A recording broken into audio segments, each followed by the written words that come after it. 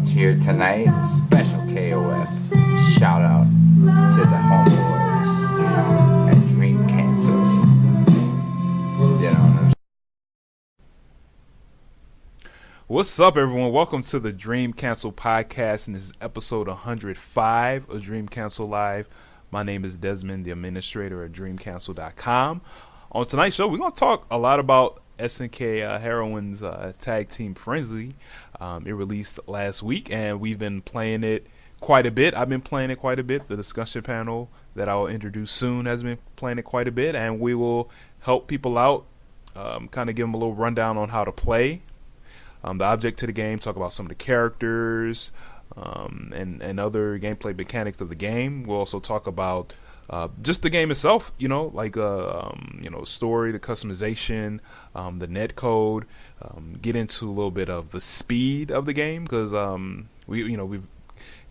a little bit of I would say issues a little bit with some of the speed depending on what version you play. But there's other things that some players are finding out too. And we're also going to just talk about just some general SNK news that's been kind of swirling around the past week or two. There's a lot of big news that we're going to talk about, and hopefully we can get your thoughts and opinions in the chat and the comment section on YouTube when this archive goes up. So thank y'all very, very much for tuning in. Be sure to let people know on Twitter. If you see the tweet, go ahead and retweet it. If you are in Discord, be sure to check it out, share it to the different SNK Discords in the land. But yeah, again, thank you so much for tuning in so far. So without further ado, let me see if I can pull up the discussion panel for tonight. So let's see. All right, for the second time this week, we got Saltamiya and Tiger. Saltamiya, are you here? Yeah, hi. Oh, cool. Thanks for coming on again. Appreciate it very much. Also, yeah, no problem. And also, we got Kensu77. Hey, what's up, man? How hi you doing? everyone. Cool. Thank you for coming on. Yeah, both of y'all are pretty active in the SNK Heroines Discord server. So that's always really dope. It's really good, really dope server. Thank you very much. But yeah, thanks for coming on. And I want to thank everybody for tuning in tonight. Yeah, we're gonna get the heat and meat of the discussion ready so far. So like always, just want to do a little bit of housekeeping, promos, and plugs really quickly. To just shout out different things that's going on. Get Dream Cancel t-shirts at dreamcancel.com/shop. Support us on Patreon. Join our Discord server for matchmaking and KOF SNK discussion. Tournaments that are kind of coming up. So from what I understand, the Neo Geo World Tour 2 is already started, but right now I'm hearing things that there's a tournament going on like this weekend. Kensu, do you know much about that, or? Is that? No, I'm wondering about the date for the Saudi Arabia. Yeah, me too. 'Cause I heard it was like super soon, and it was kind of a like not issue, but a little bit of a slight kind of mix up, I would say, about it.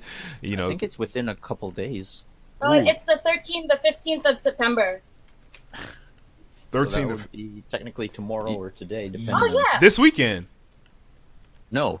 Yeah. It's 12th for us right now, which means it's probably 13th now. So in X amount of hours. Oh wow. So it's Thursday and Friday they're having this?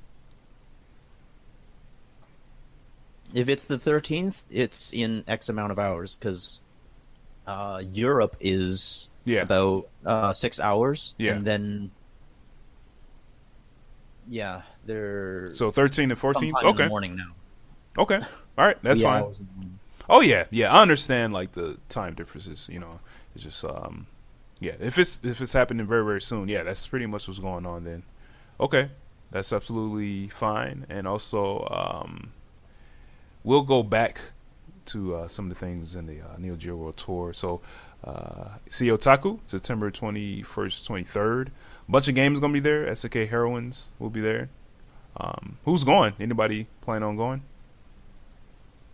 Unfortunately, I was planning on making the Artist Alley, but I wasn't accepted because there's a lot of really talented artists. But I hope to make it again next year.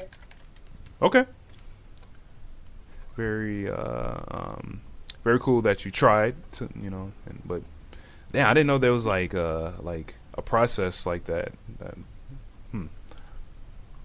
Okay. I'm currently working on different writing projects, so I don't really have the luxury of time to attend any tournaments. But if my schedule frees up, I can definitely attend some locals or some major events soon.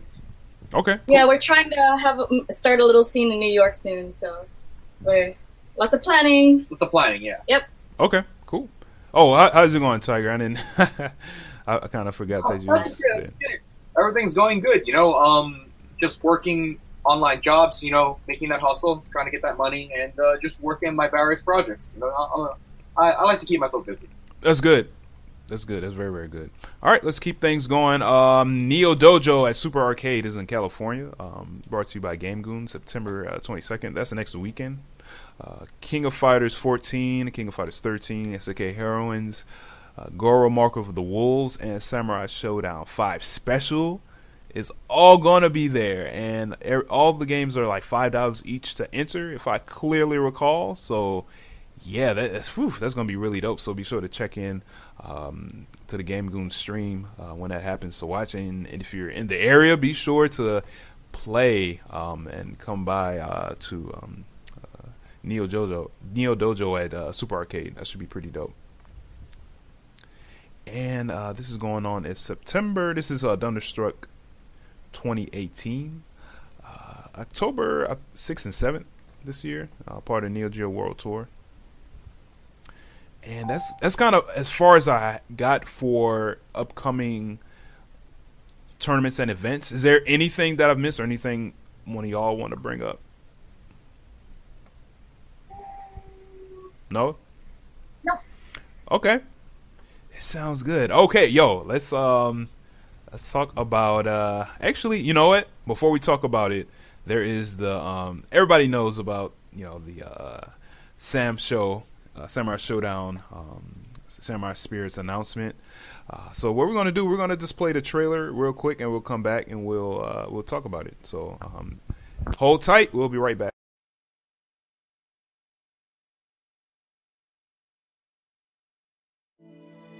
時は天明7年、新たに老中の任に就いた松平定信により寛政の改革が執り行われ。 Okay, we're back because oh man, I think I sums up with the file or something like that. So we can probably just play it within the app right here. But yeah, so what do y'all think, man, so far of the new Sam show? It looks beautiful. Well, for the new Sam show, there's one thing I hope for. I really hope they keep the traditional Sam show gameplay, the one where your strikes, your footsies do massive damage. I think that's what made Sam Showdown really like Samurai Showdown. That's what made that game that game. Being unbalanced, kind of. Well, no, it's just that it's not Big known damage for per being hit, a combo, right? a combo rush type game. Right. What did Weapons actually deal major damage. Yeah. That's what I remember Like- for most of it. Yeah. Yeah, because they tried a different route with Samurai Showdown 5. Like, I got that on PS4 Network, the latest one, and they nerfed so much damage for all the characters that matches take a while, and you kind of have to like start relying on some combos. But I heard that amongst the Samurai Showdown community, the last game, like 5 Special, everyone hated it because of how Not they 5 changed the game. Special, Not 5 Special? Talking about 6? 6? Yeah. Yeah, 6. Sorry, 6. I apologize. Ooh, yeah, dude, Six. you was about to get the the witch hunt, man. Everybody's the mob was gonna get you, man.完成の改革 I was confused, but yeah, 6. Everyone, it was wildly unpopular because of how much they nerfed the damage on a lot of characters. Yeah, And it felt and kind of it just- it Mugen-ish wasn't- too, you know. yeah, it wasn't Samurai Showdown anymore. It was just Samurai Showdown with Samurai Showdown characters. But it didn't fit the game because like there wasn't the massive damage. Like I could afford to be careless. Like I guess the computer, I could literally afford just take hits all day. But in the older games, I was so surprised. I was like, I got hit by Hallmar's heavy slash. I'm like, where did my health go? Was that encounter hit? That's a raw I remember hit. playing a lot of them on the PS2 one after another, and I actually noticed the first game has the massive damage, and every single one after that started toning down the damage. Yeah. It was still like significant enough, but like by the 6th game, it was like so toned down that it just felt like why even bother? That's true. I agree. Well, 6 actually feels more like the standard everything else fighting game It Yeah, does. It and- does. in terms of Look damage. at Samurai Showdown, like design wise. They tried to capture the essence of old Japan with like the ancient samurai and the duels, and a lot of the duels were that. A lot of waiting around, and then one warrior would strike, and then another would die immediately, or they would suffer massive critical damage in real life. And I think they tried to capture that, and I think they did with the older games. I would say, when it comes to me and Samurai Showdown, I do have a very small history with it. I was never too big of a fan, but you know, I think like Fatal Fury and KOF had my attention. But yeah, I mean, I remember having Samurai Showdown 1 for it's like Sega Genesis. Oh my god! And then like playing like some of the other ones in the arcade and stuff like that. But yeah, it's man. Yeah. There was a Sega Genesis version of Samurai Showdown 1. Yeah, I thought it was good, and also, oh dude, like playing like Samurai Showdown 4 and then like, going to 6. I mean, we played a little bit of 6, just you know, but I'm very interested to see like how this is gonna like work. This should be interesting, you know. The trailer looks good. I mean, the game aesthetically looks pretty damn good. Like really, really nice. Yeah, it does. It really, really does. I wonder what like new like mechanics they're gonna try to like. It really put in the captured the Japanese art, like the traditional artwork, The ukiyo block, calligraphy art, kind Yeah, of. with the Sumi ink paintings. Sumi ink paintings. Yeah, the ink painting. Yeah. The art director, I believe, is Nobuyuki Kuroki, who also did KOF 14. And he worked on some Fatal Fury games as well. But this is exactly the art style that I remember from all the previous titles. The which older is games, really yeah. nice. Especially for the promotional art. All right, And gotta interrupt thing you real quick. I want to try to see we can hear Reiki-Kito. Are you here, real quick, Reiki? Can you hear us? Check. Okay, he's probably fixed his mic. All right, yeah, you can finish. Yeah, and also want to note that they really fixed the portraits and models of each character. Most notably is Nakaruru, since she's been around since 14. In SNK Heroines, that's her second PS4 visual, and in the first one, in KOF 14, she doesn't necessarily look all that great. In SNK Heroines, her model was cleaned up a bit. Yes, But in SNK Heroines, she actually kind of looks a little dead in the face, and there's a graphical problem that I haven't heard many talk about, and that is SNK Heroines, all the models have ridiculously large hands. And I they didn't know seem to have fixed all of those graphical problems for this version of Nakaruru in the new Samurai Spirits. Speaking of the enlarged hands, I also noticed that some characters just seemed a bit taller. Was it me, or in SNK Heroines, did Sylvie really seem that tall?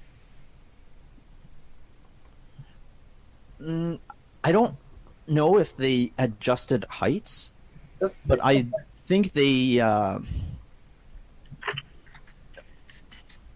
made a lot of the characters who were stubby in KOF 14 to be less stubby in terms of their attack range. Yeah, because I'm looking at Sylvie's attack range. I'm like, she wishes she had that attack range. Like, where was this in 14? Yeah, Sylvie. I think even Mui Mui was a little stubby sometimes. Yeah, Mui Mui does feel like she has a lot more range, but I don't know if that's because they really enlarged the smaller girls. Also, geez, Luong looks like a giant. Yep. Well, you know what? Let me try to get Reiki. Reiki, can you hear us? Are you here? Whoa, what's up, man? Hey, how's it going, everybody? Oh, good. Good to hear you, man. I was getting a little nervous at first. I wasn't sure what was going on. Well, I'm here now. Sorry for being late. I'm just listening to the conversation you guys are talking about Samurai Spirits, right? Yeah, man. What's your thoughts on it so far? I think it's really good. I think it's good for SNK in general because they're moving on to a different IP, an IP that a lot of the world has had an opportunity to play for most of their lives or have at least been exposed to. And now it's back. And it's one of the games that I feel is the most unique in terms of gameplay since Samurai Shodown 1. There aren't very many games like it. And I feel it's going to be very different for a lot of people. It's going to be an opportunity for a lot of people to try out different things or see that there are other strategies that are viable when you're playing this game. It'll give a lot of people new experiences, and I'm looking forward to that. Just based on old Samurai Shodown games that I played. I would also say that since this is a kind of a reboot, yes, not even a reboot, it's in between Samurai Shodown 5, which takes place in like 1786, and Samurai Shodown 1, which takes place in like 1788. Yeah, this is looking to be like a prequel sequel sort of thing, and I'm really looking forward to seeing what kind of characters are going to come out, what kind of mechanics are going to come out. I think that they're going to do a lot of really interesting and fun things with this game. Okay. So I'm excited. A really good way to get into the Samurai Shodown series is that there's this really passionate Samurai Shodown community, especially on Discord, and I'm going to paste the link in the chat. But they've been teaching me how to play Samurai Shodown 5 Special, and they have experience in all Samurai Shodown games, and they mainly play in Fightcade. So it's good to get a feel of it before the game comes out. Cool. Thank you very much. All right, so why don't we... Post links. What you said? Oh, you can't post links? Yeah. Oh, wow. Okay. Let me try to fix that real quick. If you could pass the link to me through the chat, and then I'll try to just... Holy crap. Whoa. They kind of... It look like you spamming. Okay. Oh. Yeah, I'll try to fix that. Okay. Cool. Yeah, thank you so much. All right. Why don't we just go into SNK Heroines just as a whole for the and just talk about it till the end.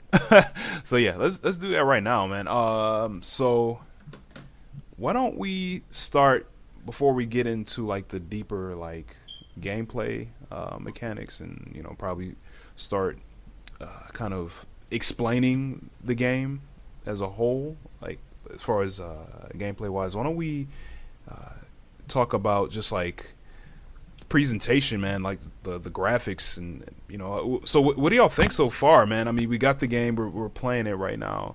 What's your first few days like impression of kind of like the game, of like what you see aesthetically? We could start with Gensu. Would you like to share? Well, aesthetically, I think they pulled off the whole cutesy sort of look, how everything sparkles, but I am not too sure if they I feel like they overdid the particle effects to some degree.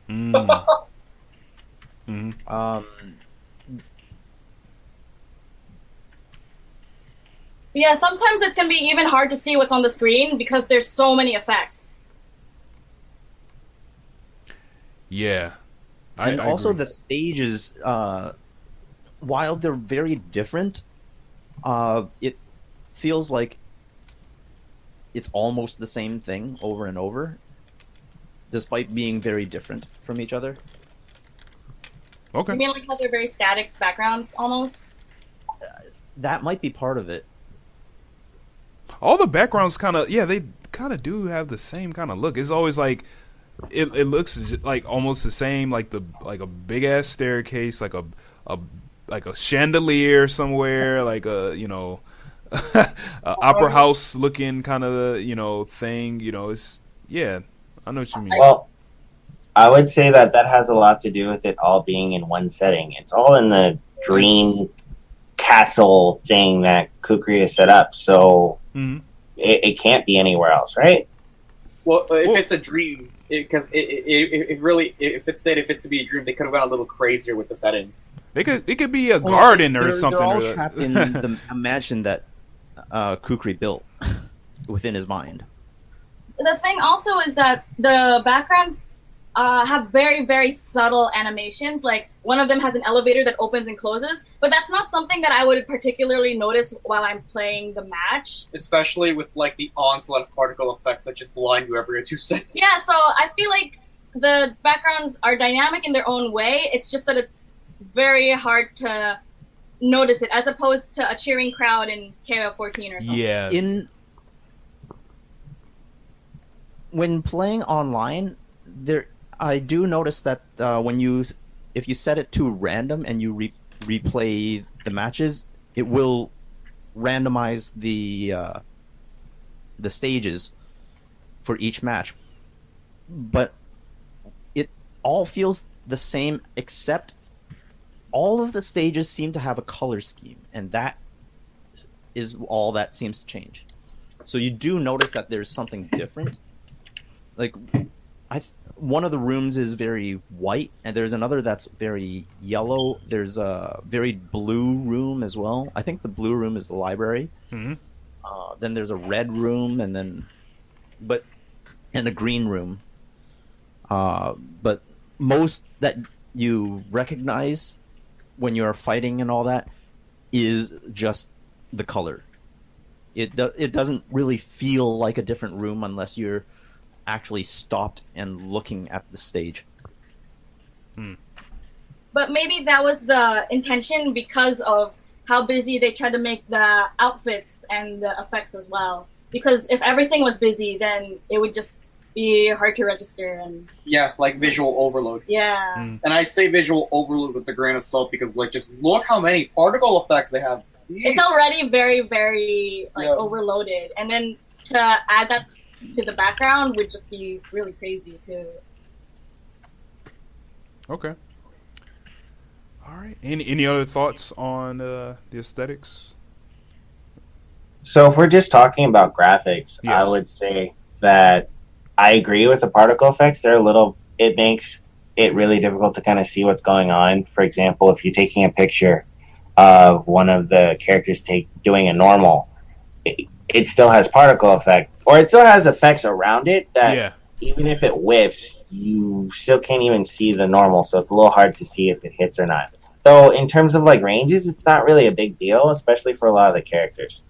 I'd say that there are a lot of things that they do with the camera that's really interesting. For example, when characters are on the other side of the screen, the camera zooms out and you get to see a lot more of the stage and what's happening around there. Mm-hmm. But when you get closer to the characters, it zooms in and then the characters seem much larger than they are, which could give you the impression that the characters are bigger or smaller than they actually would be in, say, a game that doesn't change the camera angle. That actually Wasn't this originally in Art of Fighting, I think? It might, considering.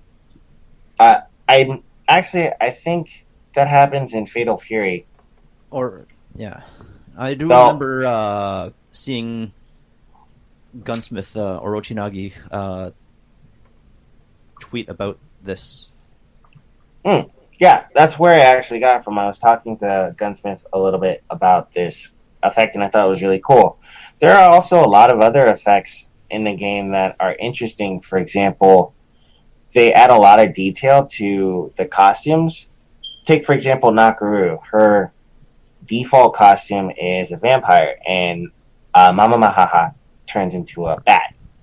In her regular costume, it's a bird, but Mama Mahaha has a outline of a bird as well, like a giant hawk, and it looks kind of like a spirit animal surrounding the actual bird. It looks really cool. I think that they put a lot of detail into all of the normals and specials, and it kind of shows in how they animated them. Another example that I like to take is with Kula, where she does her supers. All of them turn into like ice sculptured animals. Yep. Her DP is also a dolphin, which I thought was really cool too. Yeah, So- yeah, it's cool how the graphics correspond. Like even in SNK Gals Fighters, Shermie wanted to help out her baby hamster, so whenever she uses attacks, she has hamsters come out. I think her assist in this game, her SP item is a hamster, right? Aww. Yeah, that was pretty cool. One of the coolest details I saw, aesthetic-wise, was Wee when she does her like Kamehameha type move. Like if you look at her hands, you see like the Buddhist lotus flower glowing in her hands. I don't know if it's like because it's spinning, so I don't know if it's like a stylized calligraphy dragon head, or the Buddhist lotus flower. Well, with her, it's all about food, Chinese food, especially the buns, kind of like Kensu. So, you see a whole ton of that. With Leona, you see all sorts of vegetables. And most notably, everyone talks about the asparagus, which is her V-slasher. In all honesty, who gets hungry looking at the game? Not me. So, I just want to add that this video is from SNK's official tournament that they held on the 9th. This is the top 4 for the 1-on-1 segment. They also had a 2-on-2 segment. Okay. Cool.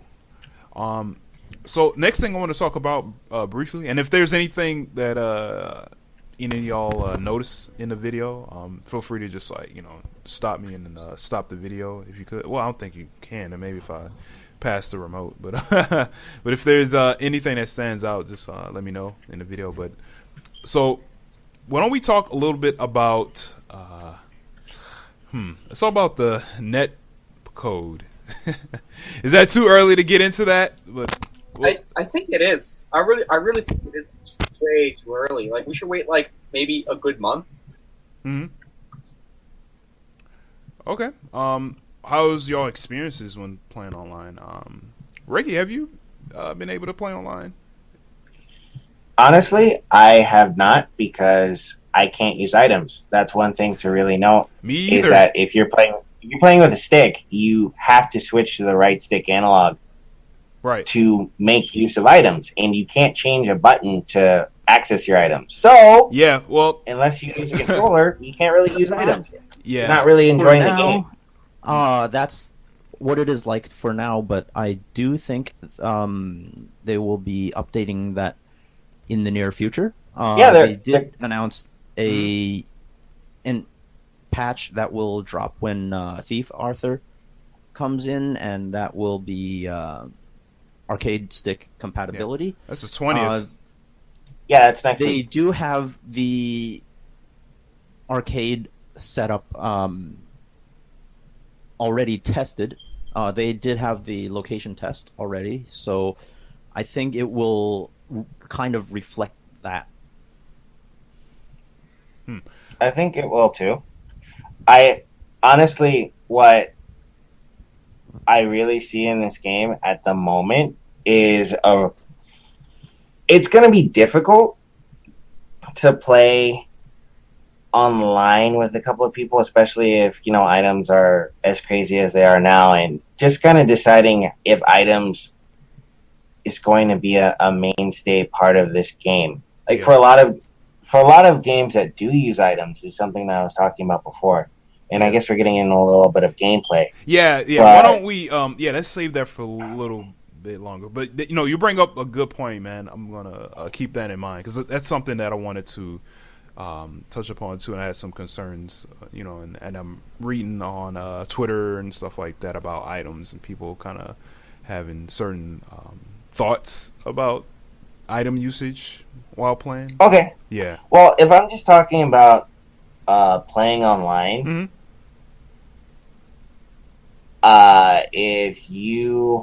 If you're playing with somebody, it doesn't feel like you need the game to be frame perfect. Okay. Honestly, it feels pretty simple to me to just kind of enjoy the game without having to. Because I've only played like maybe 1 or 2 matches. Mm-hmm. It doesn't feel like I'm dropping inputs or anything because the inputs are that difficult. It's not a really big deal. One really big problem is instant air dashing. Oh yeah, I think that's probably the one thing that feels really hard online. Oh yeah, I agree. Speaking of instant air dashing, I was playing against a computer on the hardest difficulty, and the Leona got me to the corner. Because the computer has perfect execution every time, she got me into an infinite block stun in the corner by attacking me with her normals, instant air dashing, hitting with a heavy, and going back on the ground, repeating the cycle until I had to roll out of there. Yeah, that's the reason why that's another thing about items that I feel is really important to this game, and we can talk about that a little bit later. But yeah, that's normal in this game, apparently. Okay. Kensu, how's your online experience so far? Oh, I've had some interesting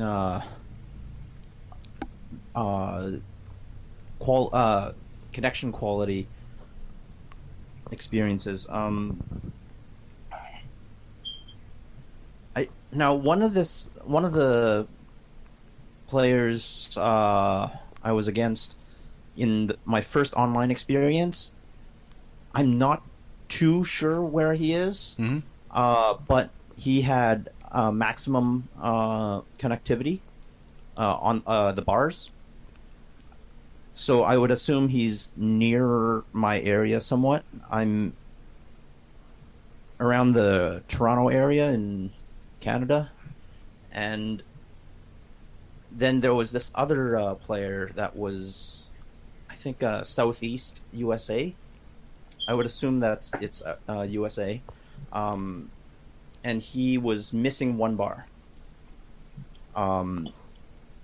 Now, him and I, the person Southeast, did not have kind of connection problems with me, and I did not have connection problems with the other guy either.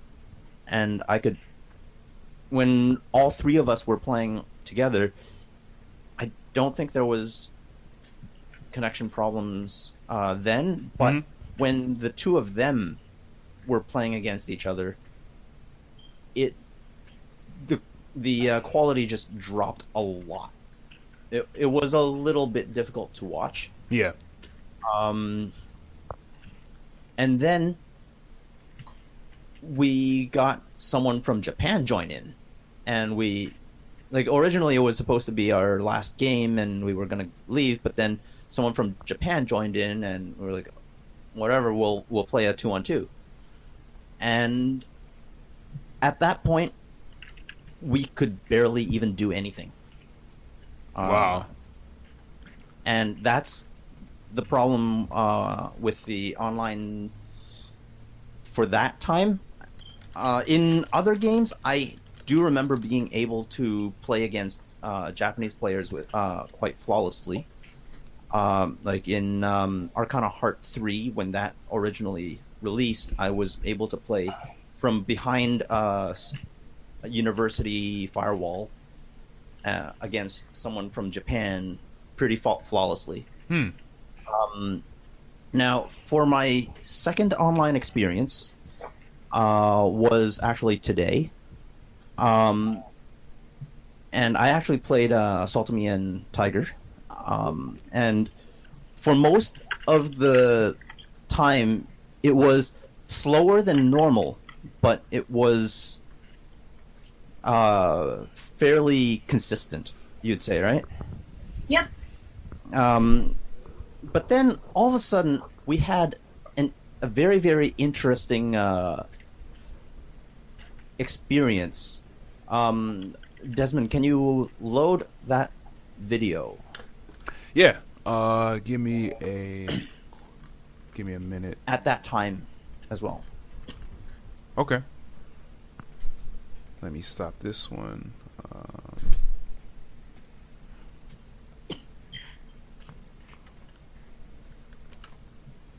Now, I was using the PS4's standard streaming to stream this, and apparently YouTube just cuts it to 30 frames per second, whereas the game runs on 60 frames. So we're actually going to have to boost it a little. All right. You know what? Let me give you the control. See if you can grab it, and then you can move it, and then adjust. You got it? Okay. All right, cool. And for viewing's sake, let me see if I can try to... There we go. Did we agree on 1.25 or 1.5? 1.25. I think 1.5 would be too fast. Yeah. Can we use 720? Okay. That logo looks pretty. Yeah, I like that too.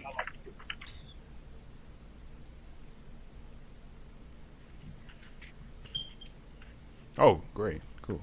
Okay, so this is the speed that we, for some strange reason, experienced. And it was responsive, extremely responsive. Every single action reflected here is direct presses. Yeah, we don't know why the game sped up, and it wasn't skipping frames. Look, that's fluid. That's not skipping any frames. It was just, it sped up, and we thought it was like just a few seconds. No, the entire match was like this. And we experienced this multiple times.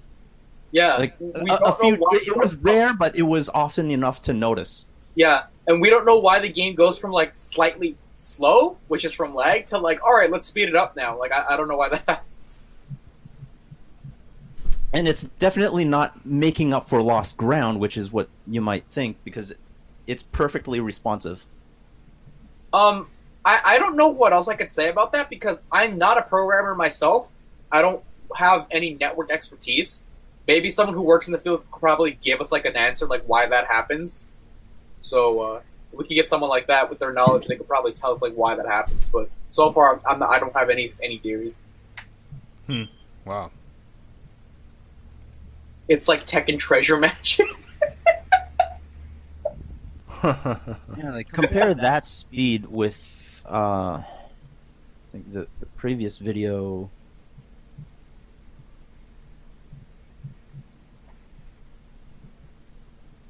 On normal.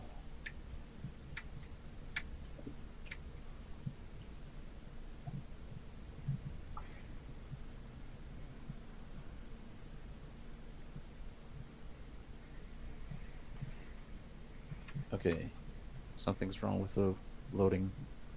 Yeah. Huh. Like this looks like Okay, it looks good. proper speed. Yeah.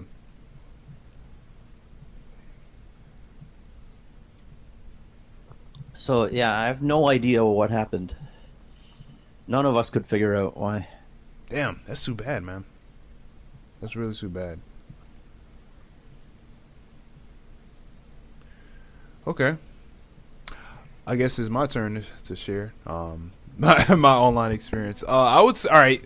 So I've been playing like ranked match, and ranked match in any game it could be random.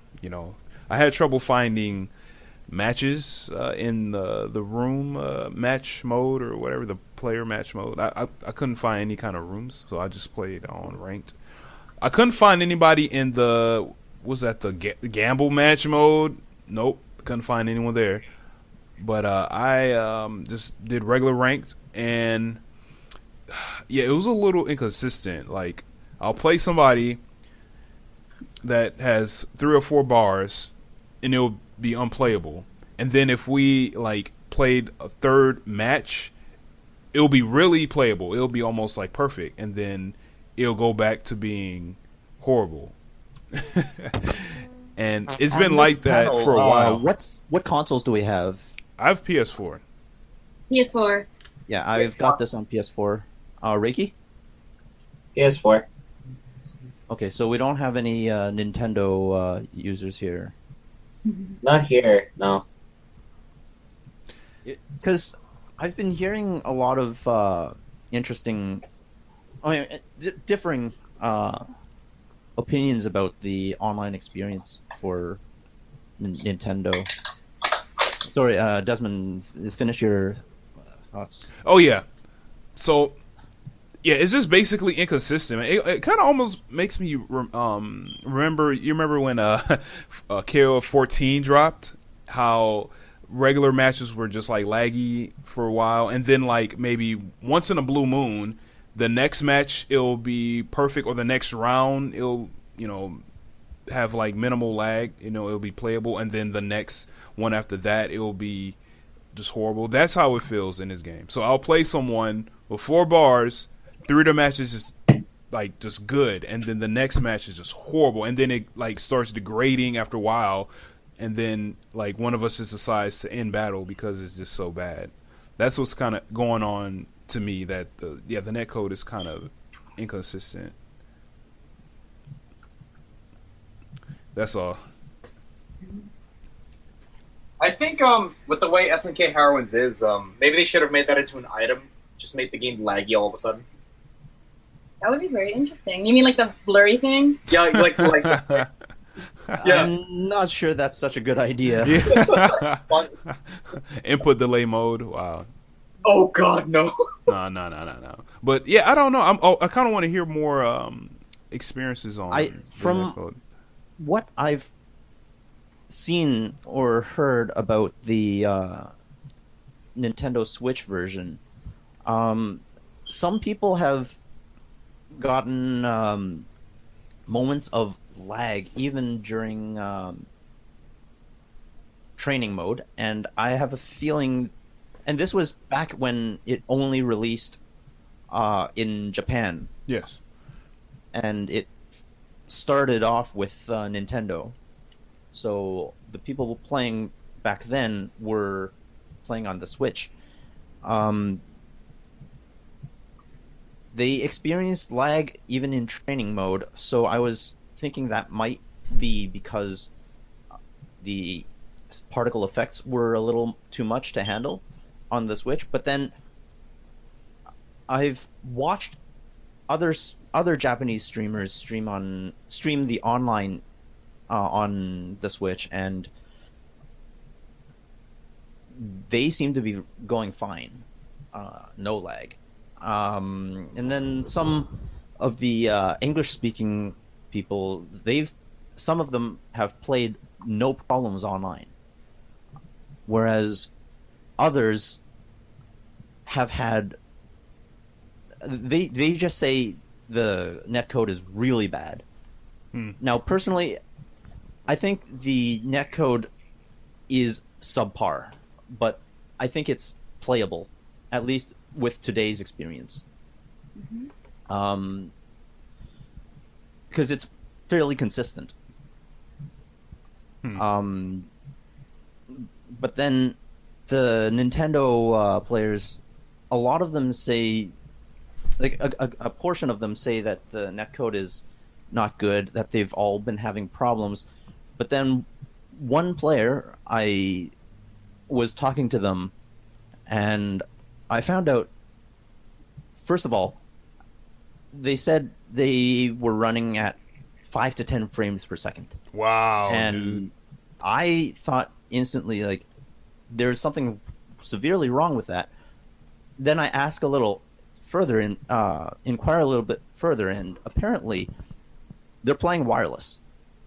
Oh, wow. So that would be a man. major problem. Dude, that's crazy. Wow. Wireless on the Switch with a game that has a lot of particle effects. Wow. That's crazy. So, Well, you know, the next thing I might need to do is just do matchmaking now. So I might need to start playing with people in the Discord, because you never know. Maybe I just ran across just people playing on Wi-Fi, and that's why it was bad, or good sometimes, because it will fluctuate. So that's my next test. All right. Well, why don't we speed ahead real quick? Why don't we talk real super briefly, and then go into gameplay? But why don't we talk about customizations? Have any of y'all played around with the customized mode? You know it. Okay. What are y'all thoughts on customization mode? Tiger, you can go ahead if you know. Yeah, sure. Thank you.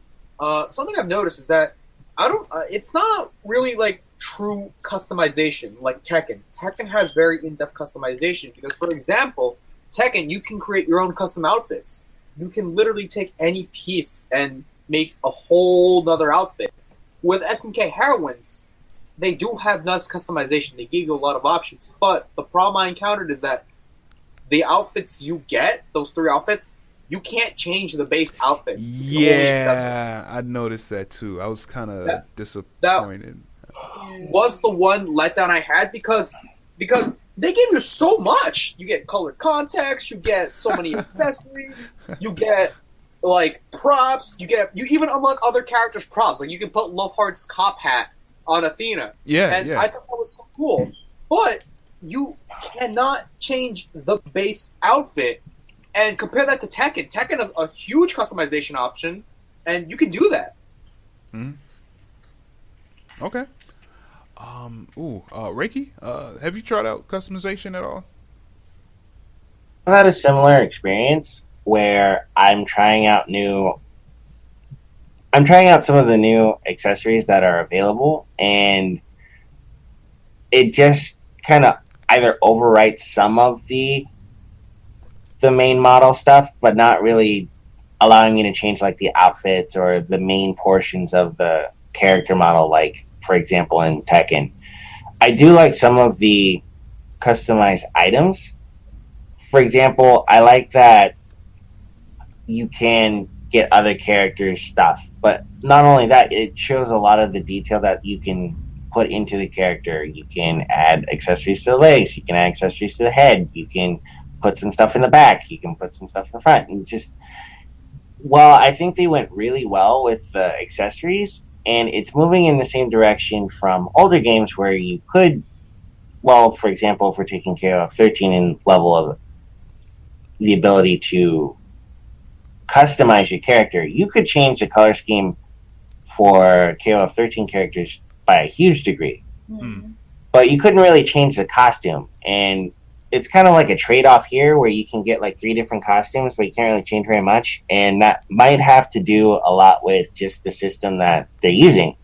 I'm hoping just from this that they intend to continue to build on that, and we see more of this customization ability, or just the ability to make a character more unique for the player in more games, or even down the line with SNK Heroines. Yeah. A problem I had was, I don't know if like everyone noticed this, but there's a lot of clipping in the models, like significantly so. Like I noticed that a lot of like the accessories do clip with the models. About the customization that I noticed was that it feels a lot like the customization in the Tales of series, the RPG series. Hysteria, like the Tales series.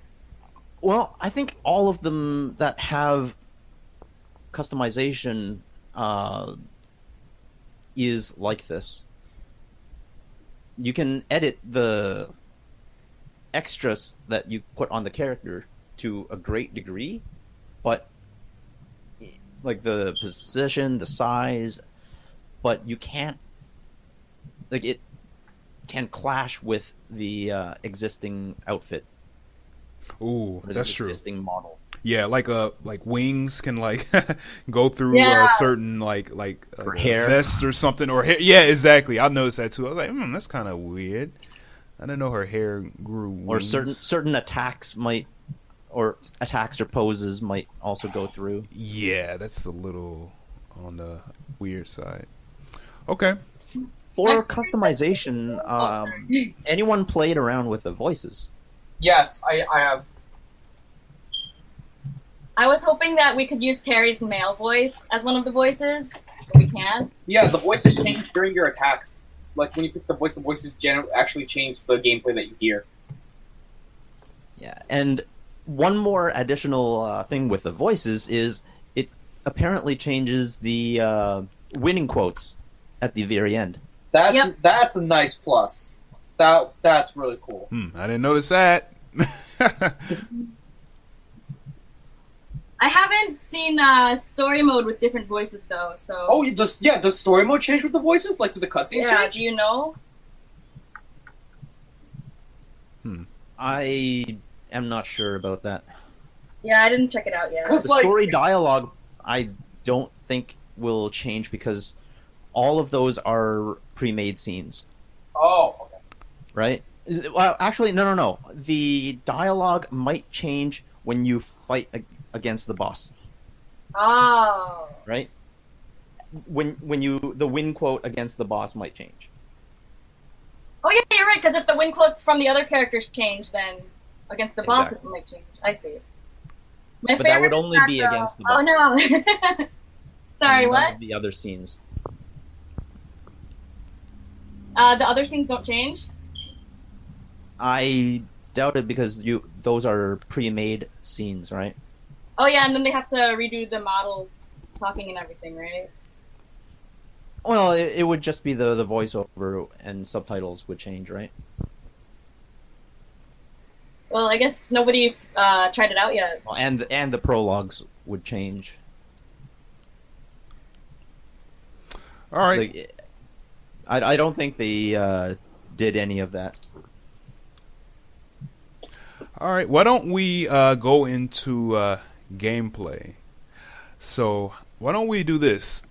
Why don't we kind of like imagine, someone, is just new to the game. They don't know how to play it. They don't know anything about the gameplay. Why don't we just like help them learn how to play the game, like the objective of the game, the things that you need as far as like meter requirements and stuff like that. And we can even go a little deeper and a little bit about like combos, maybe juggle points and stuff like that. There's some things that I'm kind of curious about, and then we could talk about items. So, why don't we get into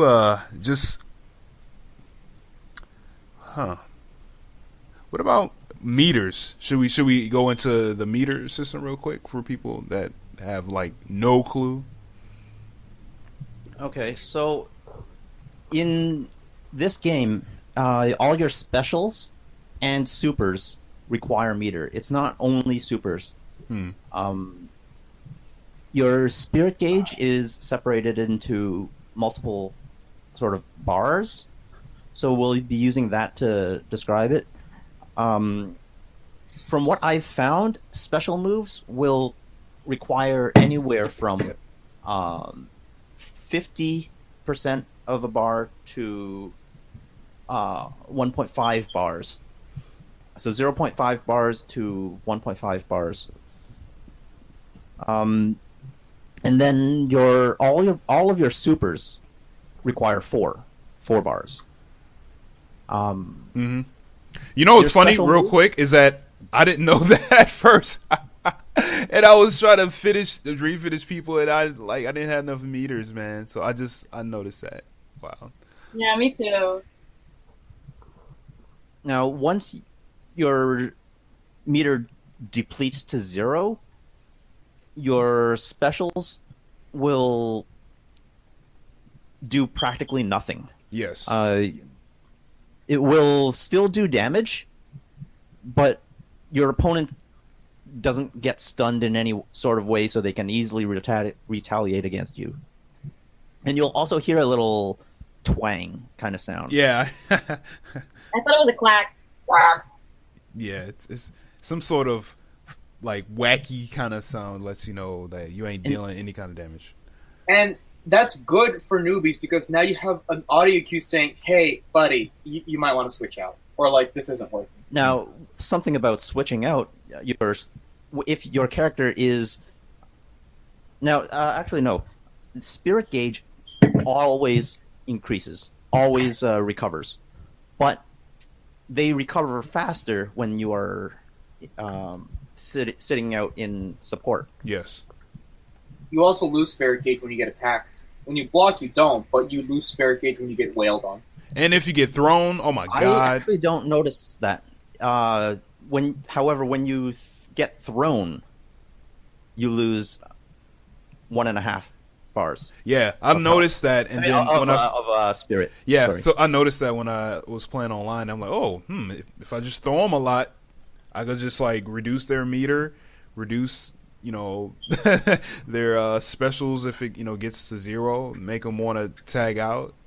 So whoever's coming in actually uses up a bar or so of meter as well on coming in.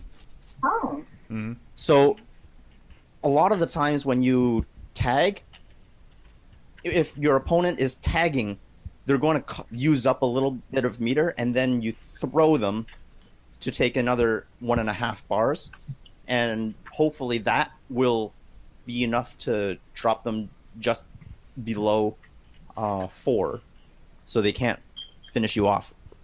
That's legit strat. Mm-hmm. Yeah, I noticed that. Yeah.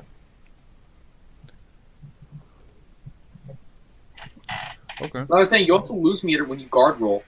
Yep. Like if you pressure them hard enough when they roll, you can. If you get them to roll and set up the roll, then you can throw them and punish them even more for it. Yep.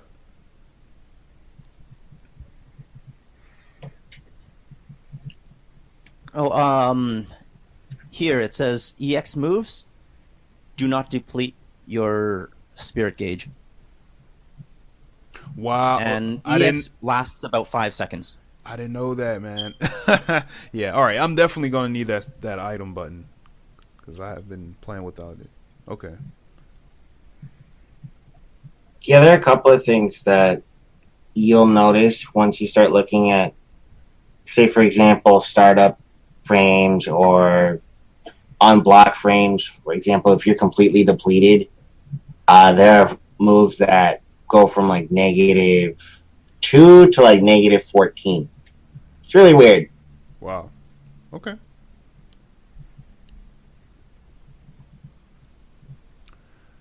All right, cool. Should we go into the dream finish? I mean, you briefly said that it's 4 stocks of spirit.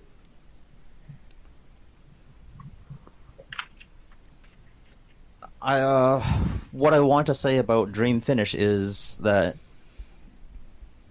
Shermie is pretty crazy with her supers. Shermie has a very, very fast starting leg lariat, which is her standard, I think. And then, but it slows down on ascending, so if you stand quite far away, she will never be able to hit you. Like, even a little bit far away, she slows down as she rises. But if you're really close to her, it's very easy for her to hit you. Mm-hmm. And her other super is a 1-frame grab. And I saw that used in SNK's tournament a lot. Especially, I think it was most Shermie mostly appeared in the 2-on-2. So they would save Shermie kind of for finisher. And then once she comes in, combo into a throw or just swap into a throw. And yeah, you couldn't really get away from that. Okay. Yeah, there are a couple of characters that their dream finishes can do a lot of different stuff.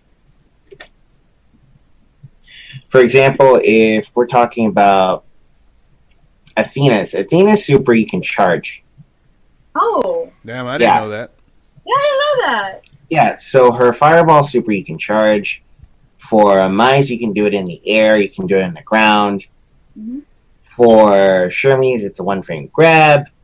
For, Mui Mui, hers is a key wave that goes all the way to the other side of the screen. I mean, they're giving you a lot of opportunities to get people in situations where they're not gonna block it, or it's gonna be difficult for them to block if you're not just comboing into it. You can't footsie into it.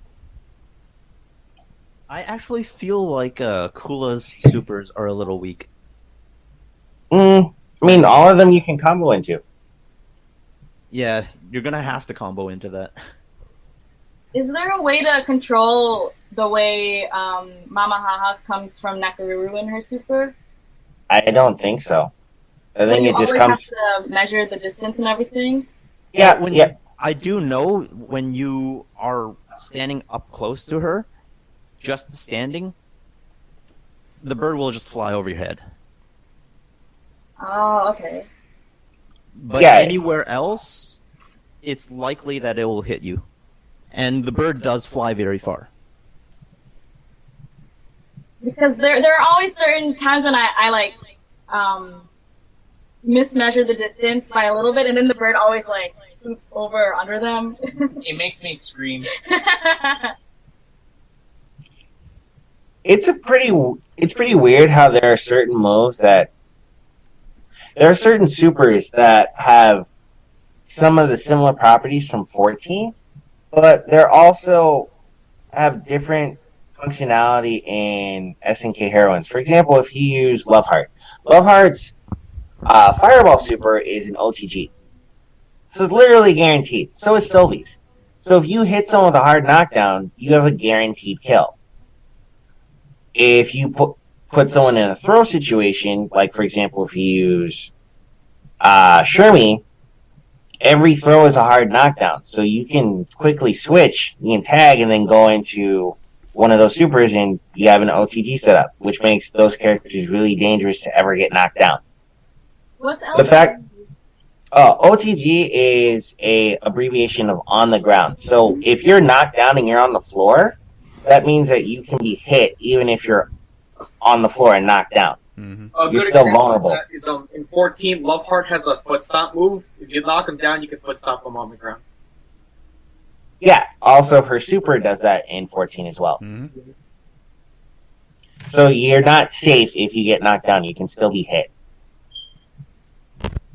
And that is it shows that these moves that normally weren't super duper strong when they were in 14, they had some functionality, but they weren't amazing. Become really useful footsie tools or Oki tools, or even mix-up tools when you apply them in SNK Heroines, because you have to finish a match with Dream Finish. Taking, for example, what Kenzo was saying. With Shermie, because you have a one-frame grab, you can instant air dash in front of somebody, and if they're blocking, you can just not do anything, land, and do a Dream Finish. And I don't know about you, but since you can't, if you're holding guard, you can't jump. So you're literally committing to either blocking the overhead or jumping away from the grab. What are you going to do? I do believe because it is a one-frame grab, it beats any other move that has startup. I'm also not sure what the startup for jumps are in this game, that could be completely different. And I know that there is someone in our community, Ahmed, who also did the KOF 14 frame data. He's also doing the SNK Heroines frame data as well. So for everyone listening right now, you're in the know. We might have frame data real soon for this game. Yay. Into the chart and the wiki as well. Yep. Oh yeah, we do have a wiki. But yeah, we're working on a wiki right now. Just to let people know. I'll post it up in the chat. But yeah, it's working in progress. Thank you all for the lovely contributions. So why don't we go real quick into the combo system?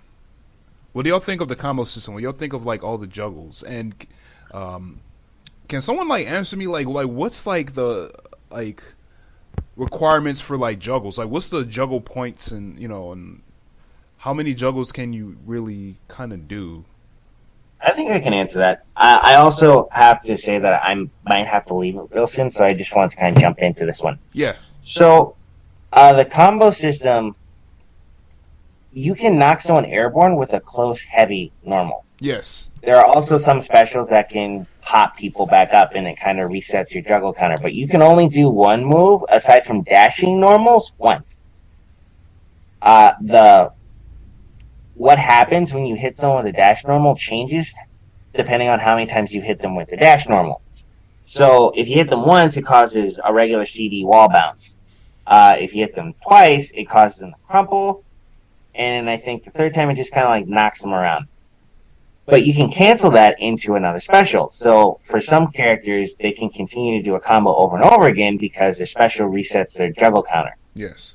And then they use the dash to put them in a juggle state again.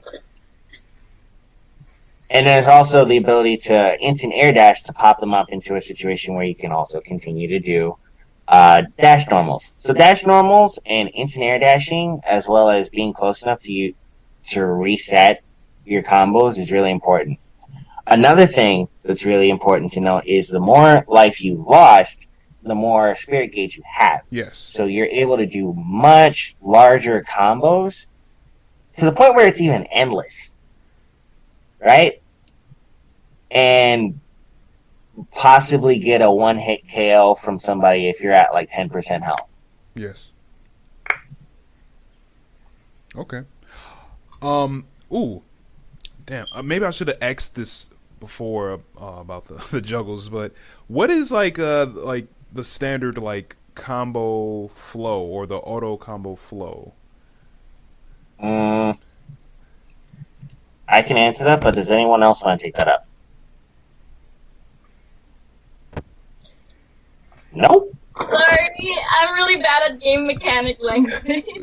Okay, so you can start off a combo with a light into a heavy, and you can free cancel that. You don't have to do anything with it. And you press it, and you're good. And they juggle, right? They just Okay. So they'll pop them up. Light and heavy pops them up. Yes. It's a light into a close heavy. Yes. If you're far away, that's different. It makes you do the far heavy, which for some characters it doesn't do a launch. Yes. Okay, so close, light, heavy will launch. Close, light into heavy will cause them to do a running attack, a dash attack. Yes. Right? Yes. Yep. So that also is a way that you can get things started. After that, you can either do another dash attack into a special, or you can instant air dash into a normal. That can especially in mid screen, that's really important. And then you can do another dash attack, which will push you to the corner where you can do more damage. There are some characters that don't really need that, and they have really long or big dash attacks, and they can just link it no matter where it is. But, like, for example, Kula. Like, Kula is just huge. But, about the light, heavy, that knocks them into the wall.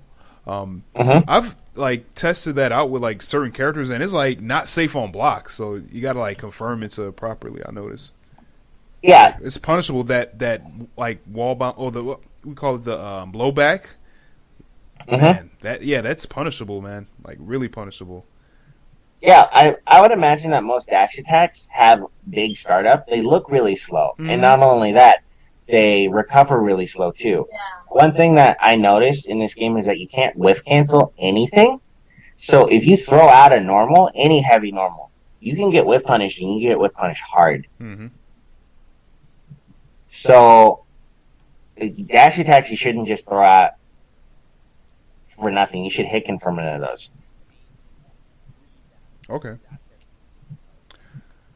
Let me see. But yeah, combos can go. The more health you've lost, the longer your combos can be, to the point where you can potentially kill somebody if an item doesn't interrupt you. Okay. Why don't we go real briefly into items? So, what are y'all thoughts on items, and what do you think is like the strongest Before item? going to most items, useful? can I post a couple combos? Yeah, Yeah, for that'd free. be cool. Yeah, we could do that. And one other thing that I wanted to mention, we didn't really go over the tag mechanic. Oh, okay. Yeah, let's talk about that. So tagging is invincible on startup. In fact, you can DP someone with your invincible reversal, and then you can tag cancel that like you would in Street Fighter 4, like an FADC, right? And you pretty much make your DP safe. You can also tag as a reversal and get out of things, like, for example, in the tournament, you could see that one character was almost going to get hit by Nakaru's Mama Mahaha attack, and they just tagged and it went right through. Yeah, but you do need to tag in the right moments.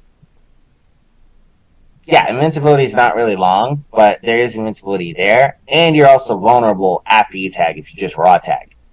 Ooh, okay. Yeah, it's like rolling. Except better.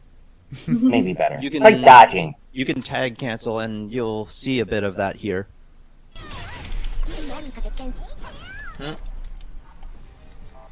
Ooh, the vid stop? Is it frozen too? Oh.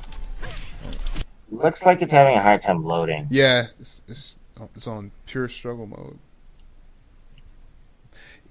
You know, real quick, while this is kind of loading, one thing I had trouble with sometimes is that if someone is stunned, you know, in the red to be finished, and I'm like far away, sometimes I like panic and try to like tag and to get like the character with the most meter to finish them, and sometimes like I just like waste meter. Like, what's the best thing to do if like they're far away and they're just stunned? Do you just like rush in or like and if you don't have enough meter, like just? I mean, you have enough meter to tag cancel, don't you? So you could do like a move, then cancel into the other character, and then you would have enough meter to do a super, depending on how much health you had. Right. I mean, I'm talking about if I'm far away, like if I'm not too close enough to kind of like rush in.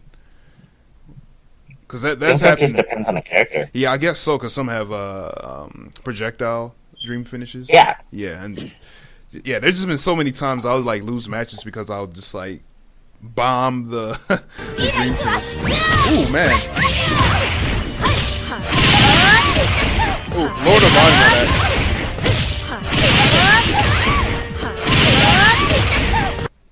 Okay. But yeah, I'm just trying to find just certain ways that I can just like properly punish correctly.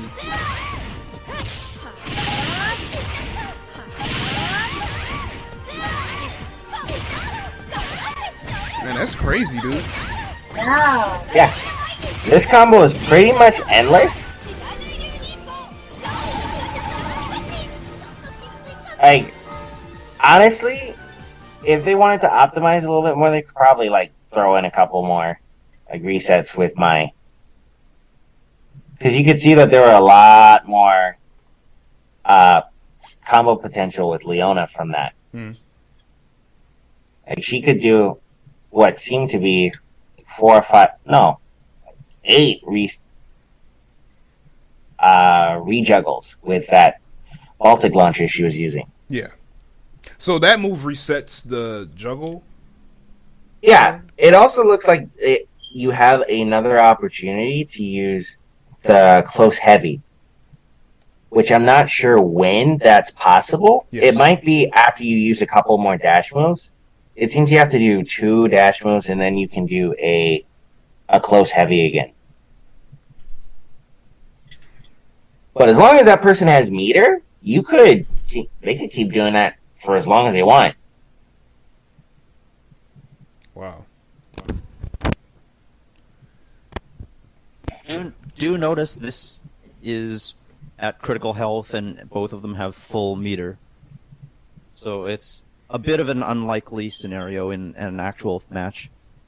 I mean, since you can't kill someone unless you do a dream finish, that might be the most common thing to happen. If you think about it, you don't kill your opponent in one combo, and they get an opportunity to hit you once. This is going to happen a lot. Oh yeah. Oh dude, there have been so many matches where, like, that will happen. You know, like we're both at low health. I'm doing a combo, or almost at low health, and then like, I don't finish, and with the dream finish, and they do. Both of them having full, at maximum capacity, spirit gauge, I don't think is a very likely scenario. It's usually one of them, if anything, having full. That's true. You're probably going to use a lot of stuff in neutral, so that's a possibility. You might throw out a fireball, or you might throw out a DP at some point, something like that. You might even throw a random dream finish. And sometimes you'll swap over a little early too, because you are in need of meter.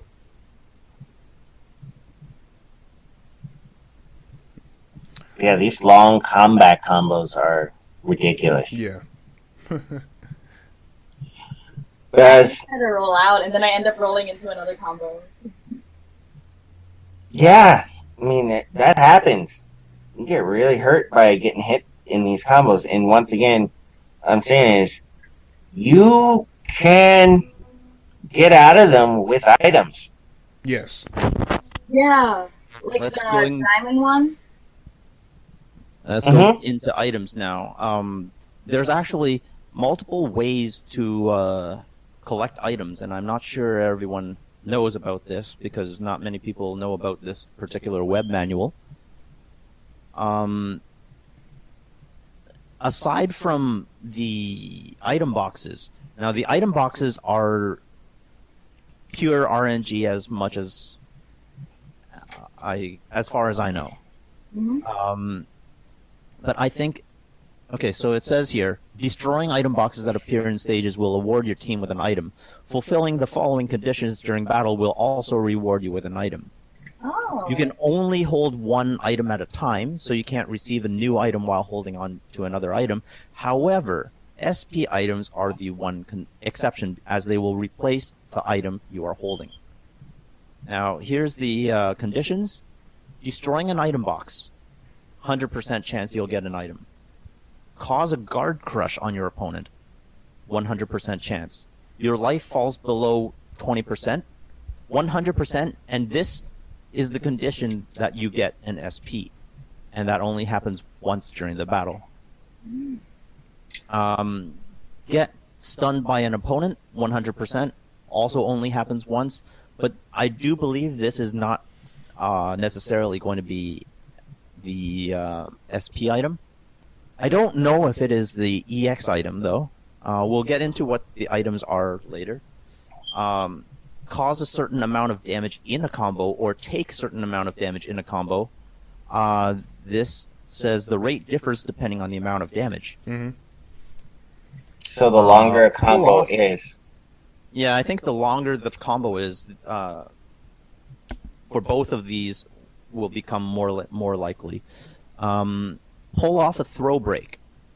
50% chance of getting something. Knock your opponent into the wall. 40% chance. Get knocked into the wall. 30% chance. So even if you were to turn items off, this is probably going to happen anyway. I've actually tried matches without items, and you do not get an item in any case. Okay. So if you turn off items, you cannot even get the SP item, which is an interesting dilemma, because SP items define a character in terms of assisting. Okay, so there's life recovery, small. I believe this is 1.5 bars of health. Life recovery, large. This is 2.5 bars of health. Or I'm not sure. It's either 2 or 2.5. EX items. As I said before, EX will give you 5 seconds of EX moves. And I do believe this is only the special attacks and does not affect the supers. As far as I know. Poison is unblockable. If you're hit by this, even if you're guarding, you will slowly drain health. I've noticed this is very, very slow poison, so it doesn't seem to have that great of an effect unless,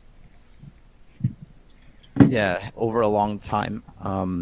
Banana also cannot be blocked. Yeah. There's the bomb. Explodes on contact, but you can block this one. Obstacle is the wall. Is that the one that looks like a coffin?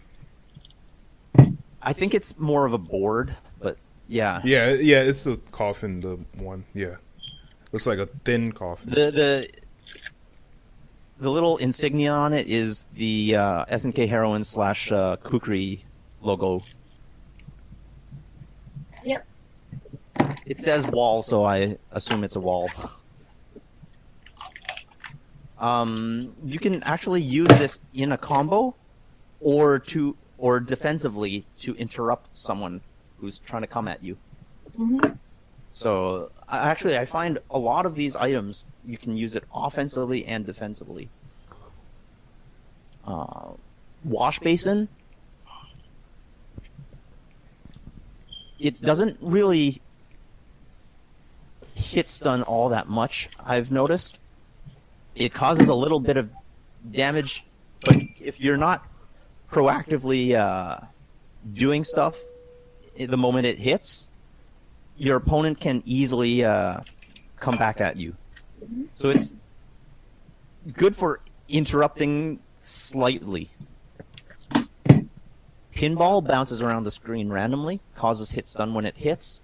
This one, I find the pinball to be actually more useful than the wash basin. Yeah, Ooh, I agree. Yep. And for some reason, characters are just stronger against the wash basin. But the pinball, because it also goes around the screen, it's easier to hit them. And the hit stun actually lasts longer than the wash basin. The wash basin doesn't even feel like they're even hit.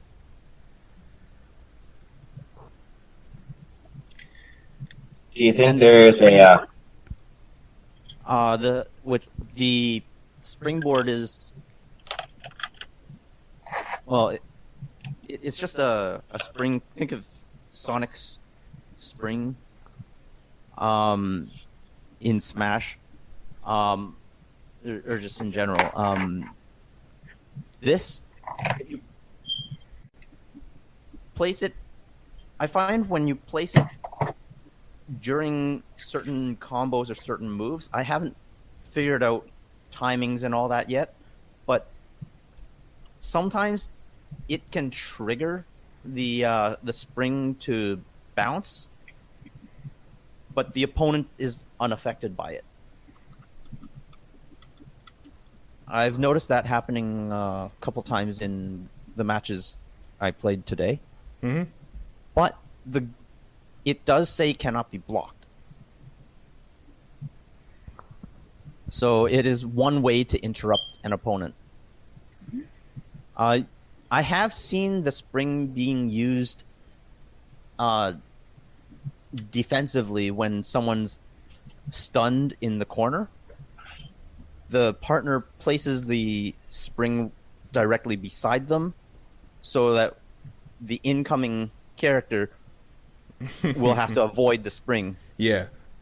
Yeah, there have been times when I'm playing. That gives them a little bit of time to mash out of stun. Mm-hmm.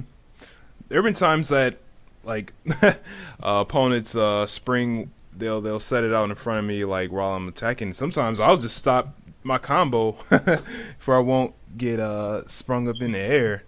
You know, I think that's kind of, I don't know, I think it's kind of a neat strategy. It's almost kind of like a combo breaker in some respects. I don't know if you have heard of this, but the combos, you can add air dash attacks into your combo. So really? After you figure something of that sort out, you can avoid ground traps like that. Okay. There's a time bomb. This is unblockable, and there was something that interesting in the tournaments that happened because it's unblockable. I think it was the last fight in the 2-on-2. What happened was Zarina was fighting Leona, and the partner places the time bomb at a certain location. Zarina's health was at critical already. Finish chance was happening. And Leona uses... I don't know if she dashed as the super or if she attacked first, but she basically pushed Zarina, who was blocking, into the time bomb. It exploded, and instantly Leona connected with her super to make the kill. So that was a very interesting use of the time bomb.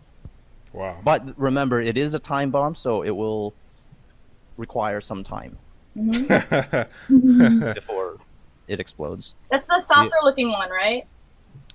No. Time bomb is the one that looks like Sylvie's Red Riding Hood wolf. Oh, okay. Yeah. Man, it would kind of be helpful if they had like pictures in this. Yeah, that's so true. Yeah. But it's okay. In the wiki charts that I'm helping out with, I'm hoping to add pictures of each thing and each attack as well. Cool. And hopefully that will help. There's the mine that explodes on contact. If they're hit, we'll send them flying. I don't think there's much to say about the mine. It's pretty standard. Daimon. This affects both players. A rock Daimon statue falls on the ground, and whoever's on the ground will get stunned. Now, I think it doesn't affect if you're lying on the ground or getting up, but if you're standing, you'll instantly get stunned.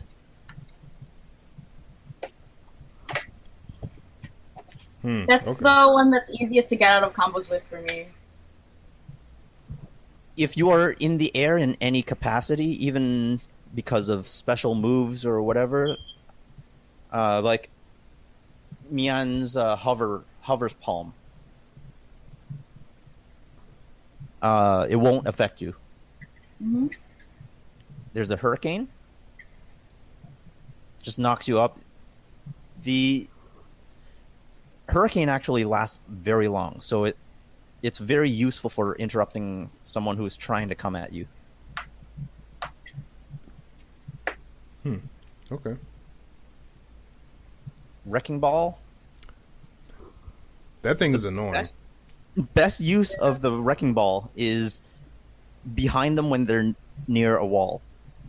Because you can, for all of these attack items, you can choose direction that they come from. Either on the spot that they are at, or from the left or right. Actually, no. The wash basin is the only one that I remember that you can't really adjust the position of. But everything else, you can have a direction. I thought for the wash basin, if you made it to the left or right, it would be to the left or right of the character. Was it? That's what I think.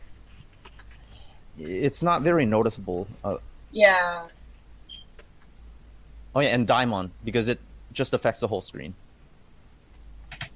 Mosaic also affects the whole screen. It applies a mosaic filter to the whole screen, basically censoring everyone. Yeah. And it also speeds up everyone's voice.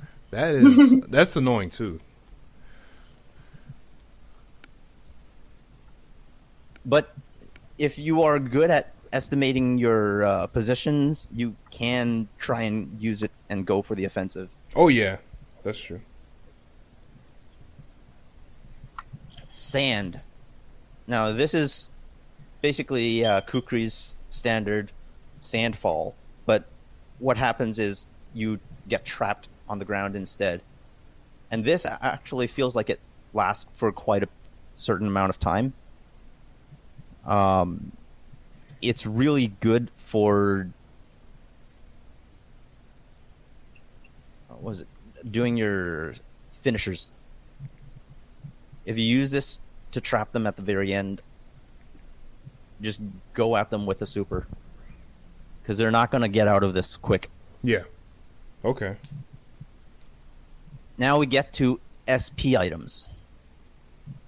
Now remember, SP, you can get one guaranteed SP per match when you reach critical health. Now, this is only one guaranteed SP. So you have to figure out if you want your first character or your second character to use the SP. Now we have a bunch of characters we could talk about. Let me get the list. So Athena recovers 1 bar of health.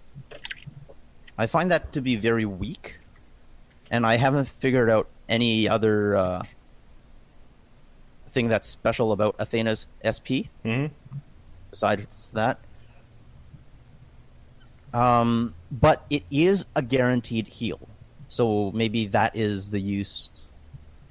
And I think it does fill, because it is 1 bar, it will fill you beyond, or like just enough that your health is going to be green. So it will get you out of the critical situation that you won't be instantly killed.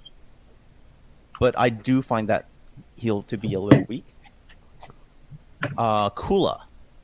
Kula sends a big snowflake projectile that traps the opponent in a giant ice snowman. And that is also useful for combos.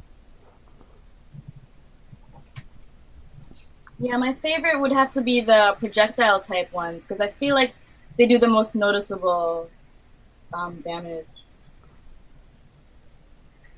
Mai Shiranui.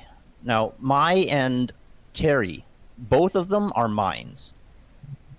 Mai's attack, her SP tracks the current position of your opponent when it drops, but it stays in that spot. So your opponent can move away. It's a mine, so it triggers when your opponent is nearby, and it becomes a fire pillar, kind of like Mai's super. Mm-hmm. Whereas with Terry tracks the front of your player character, so you can actually direct your opponent into the mine, and what happens is it's a power geyser, basically. The blast radius is also pretty big for Terry's Power Gazer SP. Nakaruru sends Mamahaha flying across the screen. I have not figured out anything special about it. It does do 200 damage on hit. Mm-hmm. Another of the projectiles, we've got Love Heart. Love Heart, as mentioned before, her super is OTG. Love Heart's projectile SP is also OTG. She sends a big heart scrolling across the ground. I have not actually been able to confirm that it's OTG, but other people have apparently experimented and say that Love Heart's SP is OTG. It also does 200 and is also knocked down, just like the Mamahaha. Mm-hmm. Now, Shermie is also a projectile. And I personally really like Shermie's SP because while it does 30 damage, which is very, very little, it also nukes your opponent's spirit gauge, no matter how much they have, to 0. So if they just swap in a fully charged partner, you could use Shermie's attack, and if they don't block it, all their meter is gone. Wow. That's crazy, dude. And just like the other ones, it also does a knockdown. Wow. Okay, going back to the list. Leona. I think it was a Baltic launcher. Leona Heiden's SP is a giant Baltic launcher. I think the closest I can think of in terms of effects or usage that I've seen is related to in KOF 14 Heiden's spinning attack. Just locks them in place.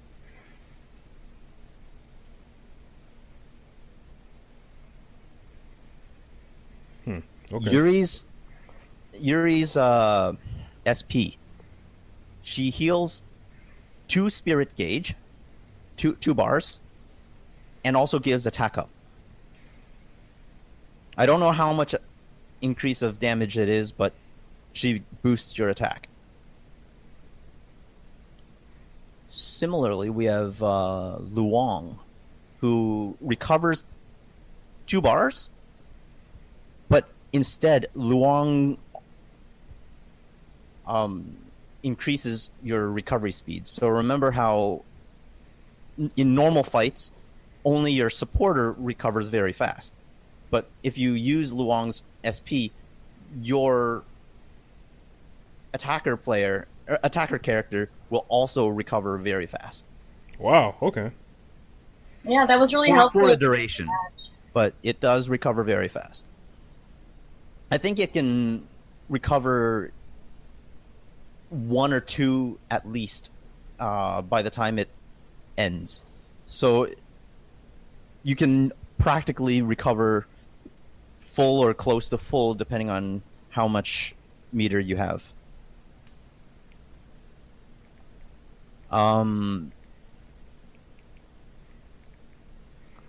Who else do we got?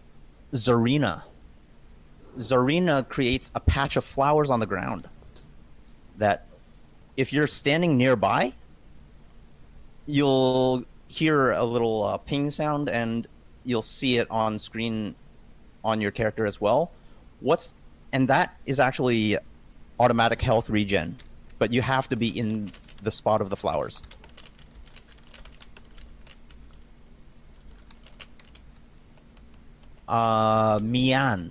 Mian, her SP gives you armor, and that's basically auto blocking. So you're impervious to anything, except you can still be thrown. So that's the only thing that can hurt you during that duration. Even supers? Maybe. I haven't tried with Shermie's one frame grab, but it does function as a grab, so perhaps yes. Oh, okay. With Moi Moi, her SP kind of functions like a burst in games that have burst, like Guilty Gear. She creates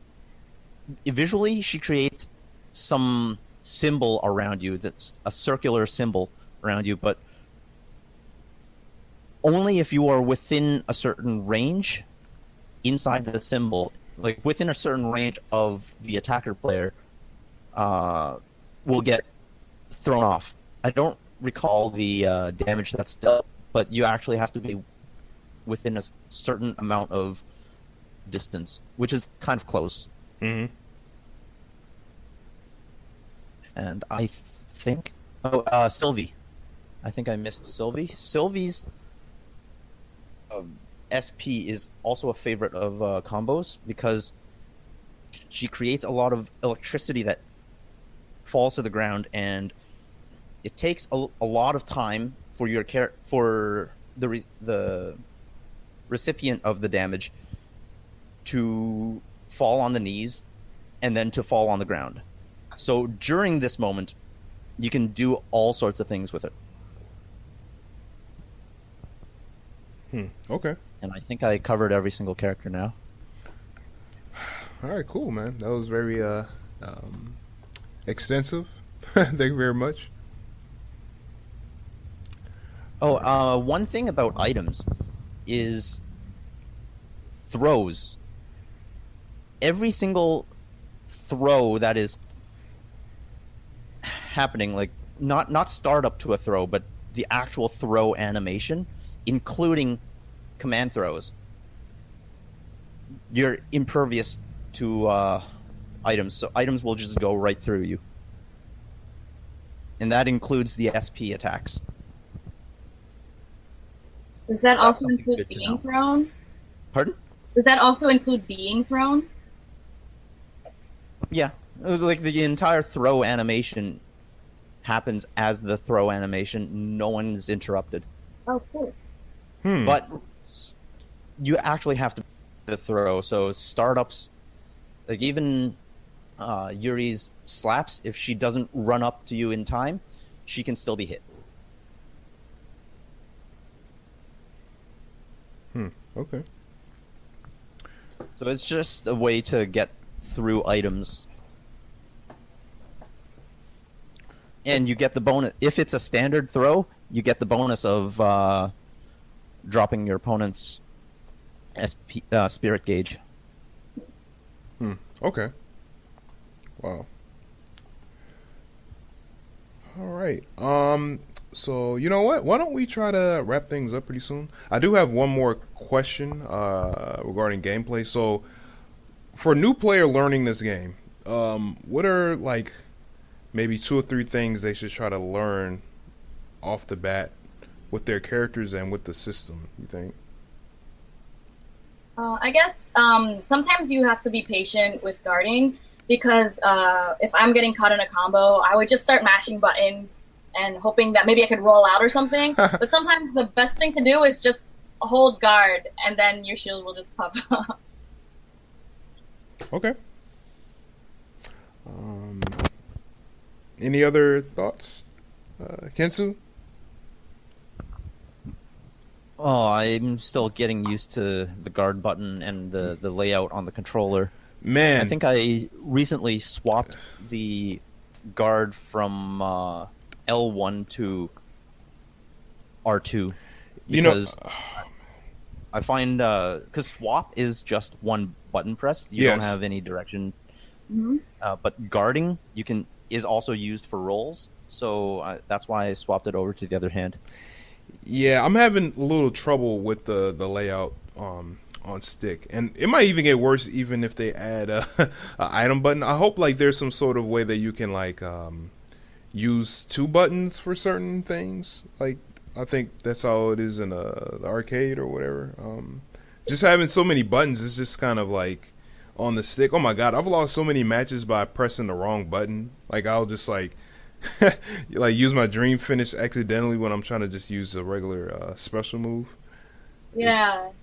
And then the guard button, like L1 on my stick, is like across the world on my stick. You know, so so it's I don't know. It's a little weird sometimes.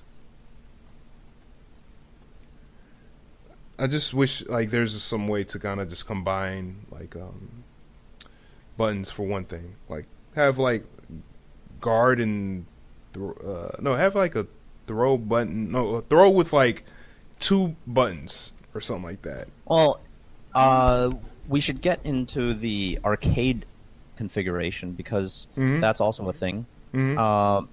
For the arcade, we have 6 buttons. Along the top from left to right is light, heavy, item. And along the bottom is guard, special, and then dream finish. What was it? Light and guard is throw, and heavy and guard is tag. Okay. So I'm thinking our arcade patch will become something like this. I hope so. I really hope so, because yeah, it's a little disorienting and like my hand hurts. Just I gotta stretch, you know, my pinky finger, ring finger, like across the buttons to hit L1. I mean, I could change it, but man, I don't know. Like this game just have a lot of buttons, man. You know.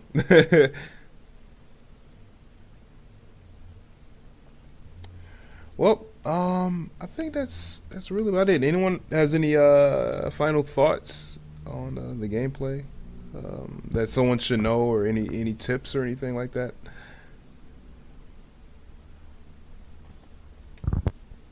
No. Okay. All right. I'll take that as a no. All right. Cool. We can start finishing and wrapping things up then. All right. Cool. So why don't we give shout outs? I think it's me and you right now, Kensu. Kensu, you there?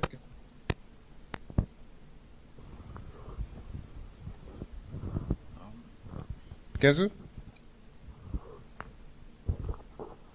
SNK Heroines. Actually, I want to add one more bit of news. SNK Heroines, at least for the Japanese sales, they reached seventh sales for PS4 version and 13th for Switch. Okay. Let me briefly pull that up if I can.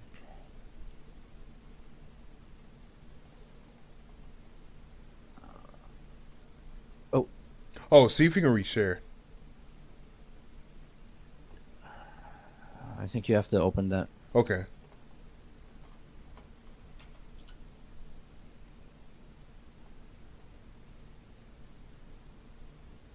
Can you pull that up? Yeah, 1 second. All right, cool.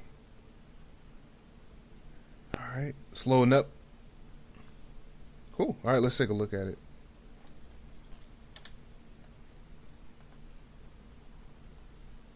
No, you have to use your keyboard. Oh, crap. Here we go. Oh, nice. So this is it? No. No? What the heck is that? You copied the image, I think. Oh, wow. Okay, hold on. Here we go. All right, here we go. There we go. Yep. Scroll right, down. cool. So this is the Japanese sales. Okay. I don't know if it includes the Western sales, probably not. Mm-hmm. I don't think they would be looking at Spider-Man to be a direct competition. Right. And Pro Evolution Soccer is a recurring game. It was released long ago. Or actually, no, not that long ago. But that's the biggest drop. In terms of the new games, we have Spider-Man and then Zone of the Enders. And then we have SNK Heroines at 7. But that's the very next new game. Yes. After that is the Persona, which is a repriced version, so it's half new. It's not really that new. And then we have SNK Heroines, the Switch version. And added together, that's about 15,000.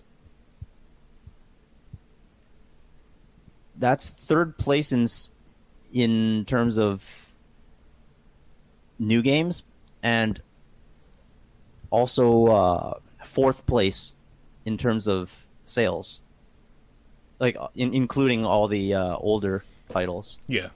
Okay. So that's pretty good, I would say.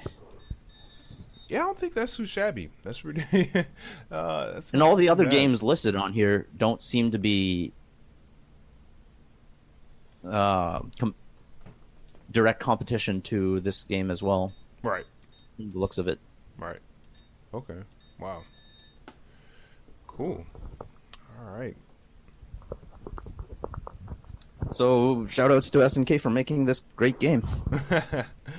Yeah, for sure. I like this game so far. I'm pretty I would say like I am impressed, but I think this is fun. It's a fun game, I think.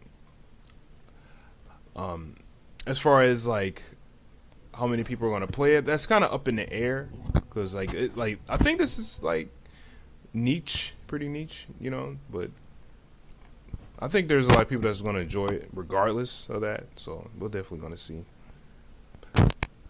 All right, so why don't we give some shout outs and get up out of here. So Kensu, do you have any shout outs you'd like to give?